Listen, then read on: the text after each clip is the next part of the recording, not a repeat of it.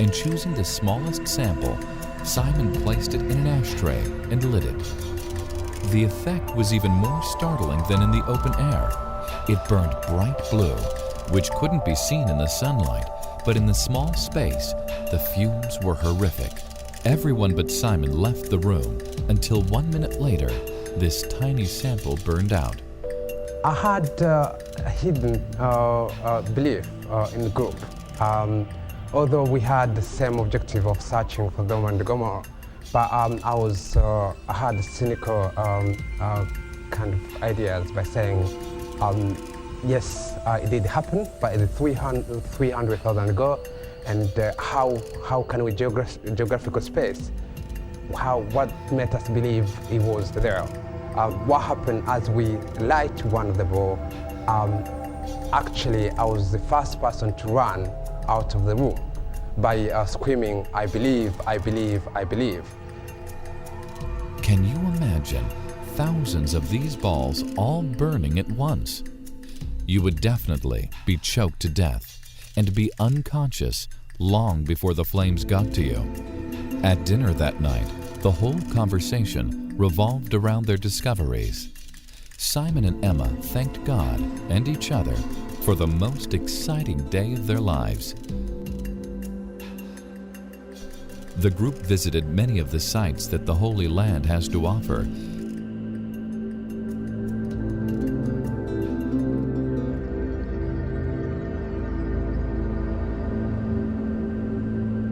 And they had a bit of fun too.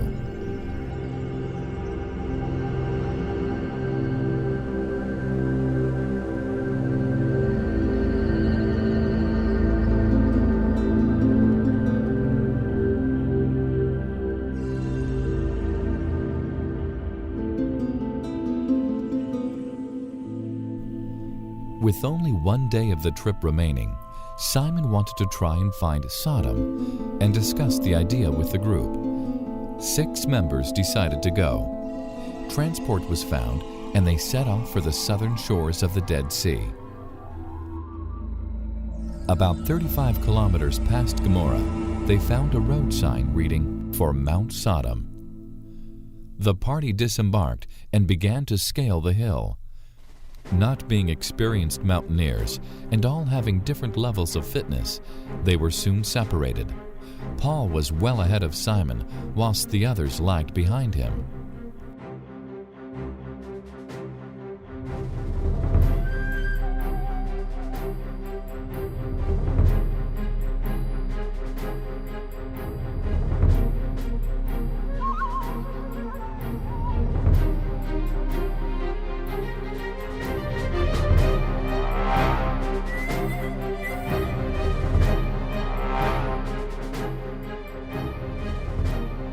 The terrain and the sheer height of the mount proved to be too dangerous for untrained climbers, so the attempt was abandoned. Even the descent was hazardous, and had begun the drive back when something changed their course. A small bumpy track appeared just about wide enough for the minibus. The driver wasn't happy to take his bus on a road that really needed a 4x4, but they encouraged him to try. And mercifully, he agreed. At crawling pace, they drove through what seemed like a mountain pass. The driver cheered up as the road straightened out.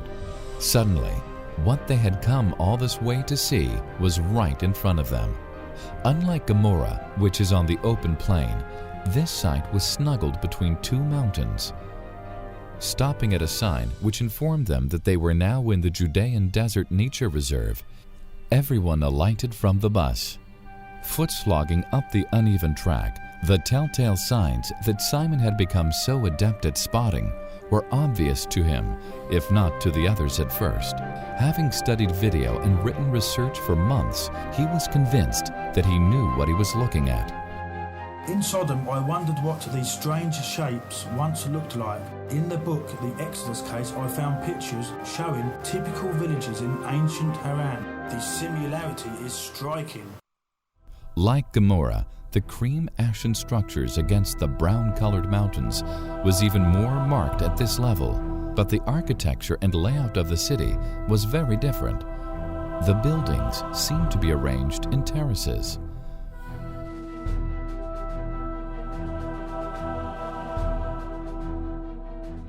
They came to a large construction. It looked like the ruins of a fortress.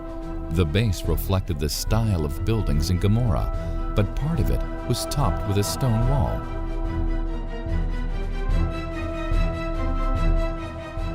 It had doors, windows, walls with mortar joints. Further on was what looked like a room, perhaps a table. This was an awesome city, preserved, so it would seem, by the effects of the heat baking the structures, so that 3,900 years later, we can see it.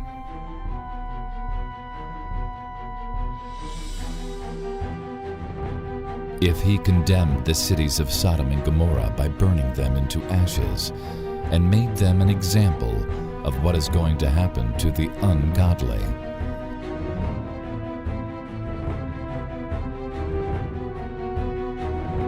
often built into the cliffsides, walls, doorways, wells, built of the same brickwork. This was once a well-irrigated place. Consider this reference from the Bible. Lot looked up and saw that the whole plain of Jordan was well watered, like the garden of the Lord, like the land of Egypt toward Zoar. This was before the Lord destroyed Sodom and Gomorrah. So Lot chose for himself the whole plain of Jordan, stream beds and watercourses, pebbles,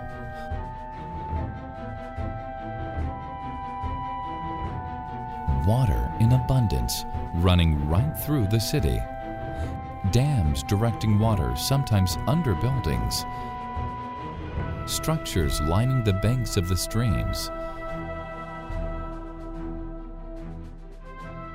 fossils, some that looked like mussels, fused together by what appears to be a great burst of heat.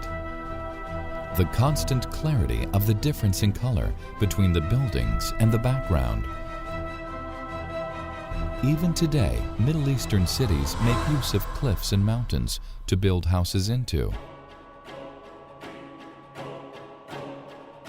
Water sources always attract construction, especially in countries where watered areas are of great value. Man has always demonstrated his religion on high places. The Bible constantly refers to this. Ziggurats,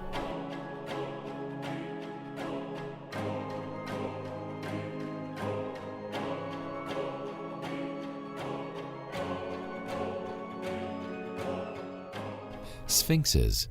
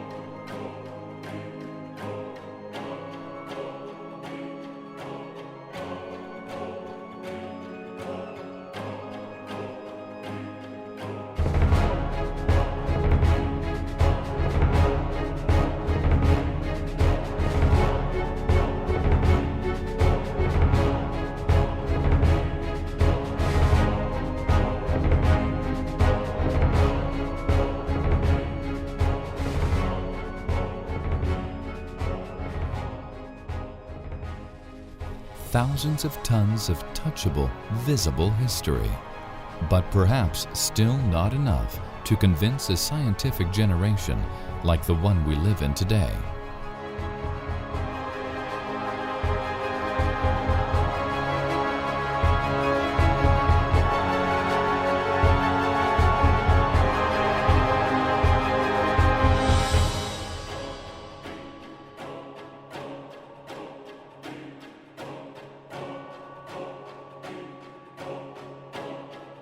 So, the party began to leave. Back in the UK, Simon, Emma, and Einar began the long job of evaluating what they had found at the Intertek Sunbury Technology Centre. An X-ray fluorescent technician was to supervise an analysis of the brimstone samples. In order to provide a sample good enough for the precision of the X-ray fluorescent spectrometer to read, Andy had to be very thorough in his preparation. In short, Simon's brimstone samples were to be analyzed. Then the same tests would be conducted on sulfur flowers that had been chemically refined by laboratory methods. Sulfur flowers are the purest form of the element available today, being over 99% pure. The test results are then compared in order to give a benchmark or standard so that the purity of the brimstone samples can be ascertained. Beginning by hand, Andy set about crushing one of Simon's samples. Even at this stage, Andy remarked on how pure the samples Simon had provided appeared. Both the standard sulfur and the brimstone were then mixed with a binding agent, lithium carbonate. Next, it was mixed in a blender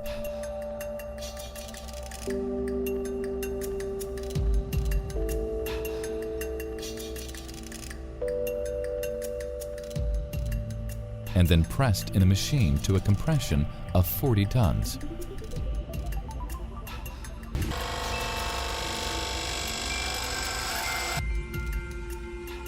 Having pulverized the samples under 40 tons of pressure, they now have to be removed from their containers.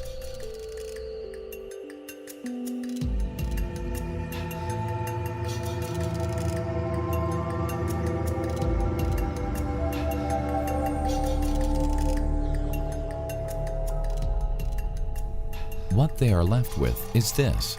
6 samples for analysis have been prepared, 3 of the standard sulfur flowers and 3 of Simon's samples. A bit like slides for a microscope, but much more precise. Andy has achieved 2 things in his preparation. Firstly, he has produced samples that are homogenized, that is to say, of a uniform consistency over the whole surface of the preparation. So the X-ray fluorescent spectrometer will have a very even sample to look at.